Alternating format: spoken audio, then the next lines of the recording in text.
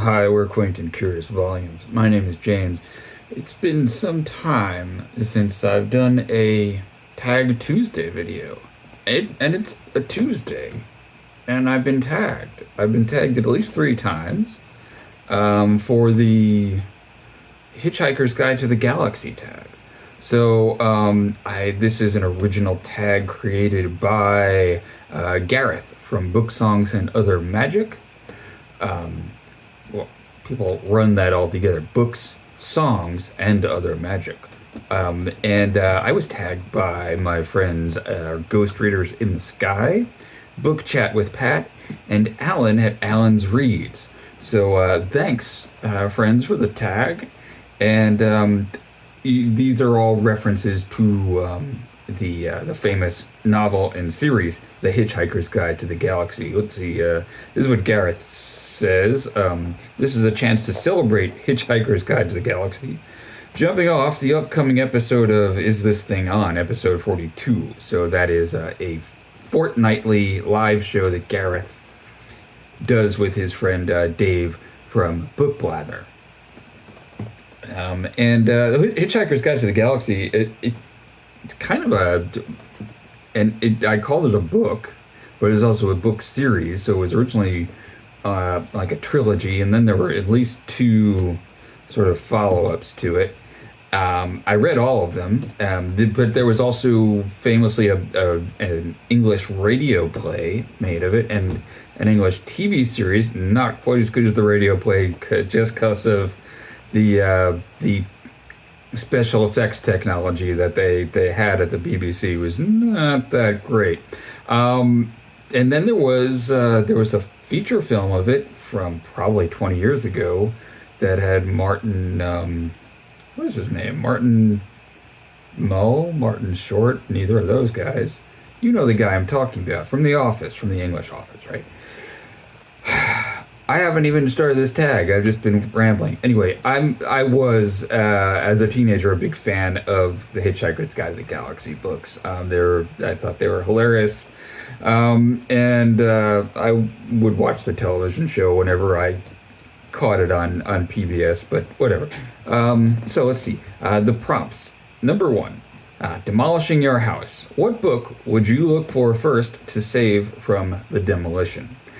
So I probably would grab the notebook that I have, in which I keep a list of the books I have read.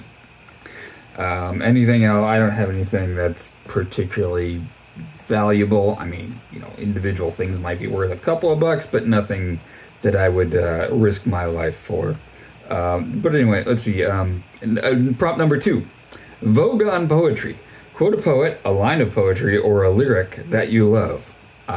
Even the swap meets around here are getting pretty corrupt. That is a lyric by Bob Dylan and Sam Shepard. They collaborated on a song called Brownsville Girl. Let's see, number 42. The answer to life, the universe, and everything. What's the point? What is the meaning of life? I think my answer to life, the meaning, the universe, and everything is also 42, meaning it's kind of just arbitrary, and we assign it ourselves based on the meaning we make out of it. And number 4, it's radio beginning. What's your favorite memory in your experience as a listener to the radio?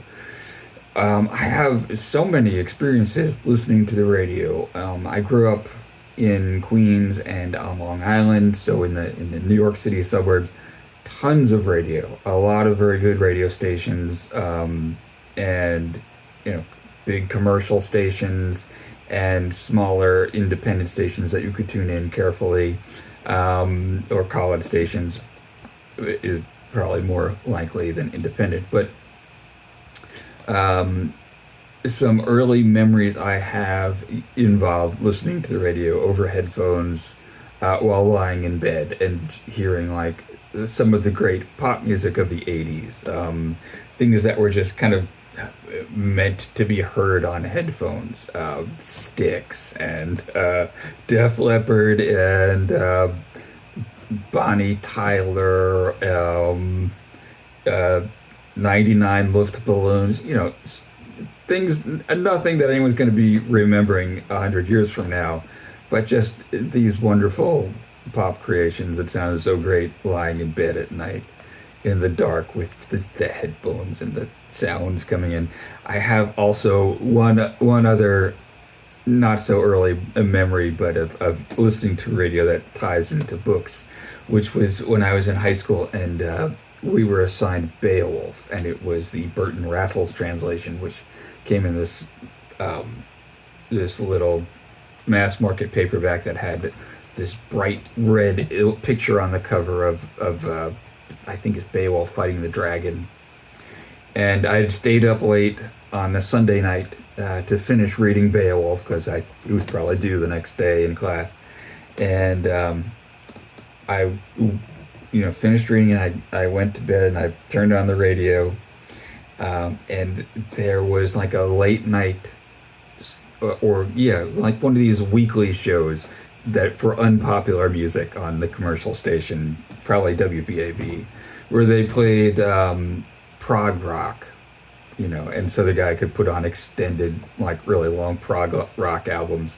Prog rock meaning progressive rock, which was kind of, I won't call it pretentious because I'll summon trolls to my comment section, but ambitious, let's say, ambitious rock music. So I had like all these images of Beowulf and the dragon and these, Saxons and Danes in my head, and they played a couple of songs that I'd never heard before. It was my first experience hearing The Court of the Crimson King by King Crimson, a band I came to love, and Lucky Man by Emerson, Lake and Palmer. And these are both sort of tied in with that whole Dark Ages feeling. Anyway, so that was kind of a neat experience. Okay, prompt number 5. The towel. What book or books would you pack for a holiday? My friends, I would pack a Kindle Paperwhite.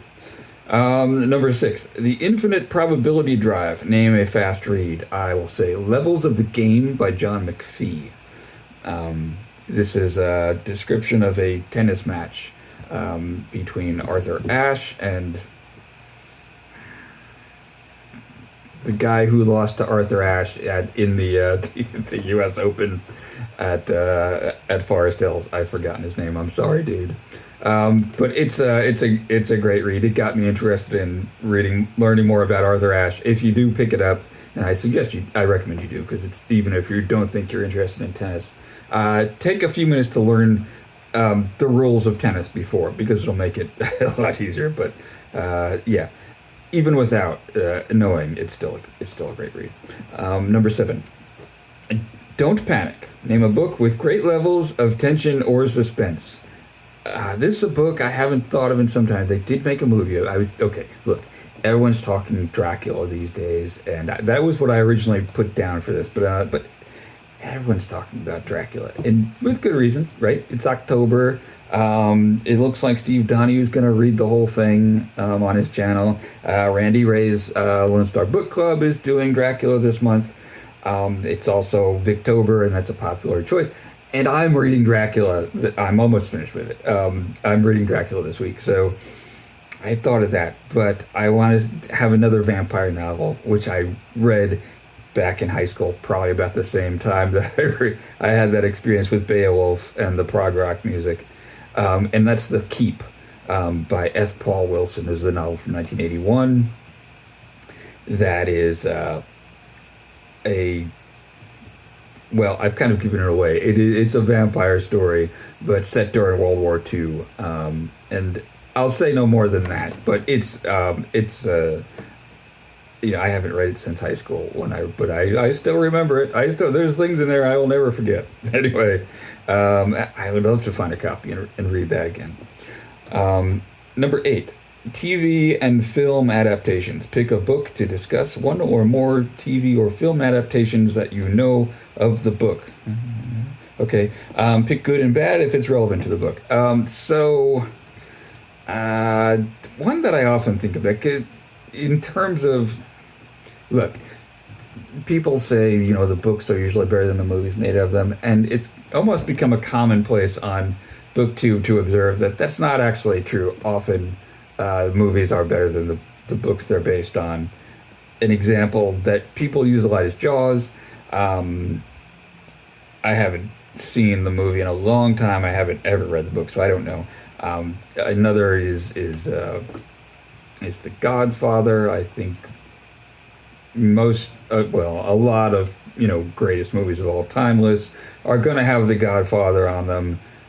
Pretty much no list of greatest novels of all time are going to have Mario Puzo's The Godfather. One that I think of from recently, this movie is about 20 years old also, is Sideways by Alexander Payne. I love that movie. Paul Giamatti and Thomas Hayden Church going around wine country in California and having various crises, midlife crises, and crises of the midlife kind and others. Beautiful scenery and some of the little monologues about wine and history and are just fantastic. And there's a book. It was based on a novel by a guy named Rex Pickett. And since I was such a fan of that movie, I sought out the book. Eventually, I got a copy, and I think one of Alexander Payne's greatest achievements in making the movie Sideways was in finding such a great movie in such a not great book. I just did not like it. I think maybe it was spending more time with these characters, knowing them a little bit too intimately, right? I mean, you can tell from the movie these guys are not great guys. You're on their side, but they're not great guys. And maybe they redeem themselves a little bit at the end. Another thing, look, in the movie, they drive around in the Paul Giamatti's character's car, which is this old Saab that has definitely seen better days. It's a peculiar looking car, right? And it really makes sense for the character. In the book, he drives a Toyota 4Runner, which every time they mention driving in this car, he doesn't say we got in the car or we got in the SUV. He says we got in the 4Runner, and he writes the whole thing out, and it's the numeral 4 and runner capitalized. Like we were tooling around Solvang in the 4Runner. No, thank you. I did not care for it. Anyway, prompt number 9 is tag people. It seems like everyone I know has been tagged for this, so let me just say, if you haven't been tagged, Randy Ray, why don't you do this? You've probably been tagged. Look, no one's going to tag Steve Donahue because he smells, but Steve, why don't you give this one a try? David Novak reads poetry. Jenny Jables. Okay, I'm done. Thanks for watching. Bye.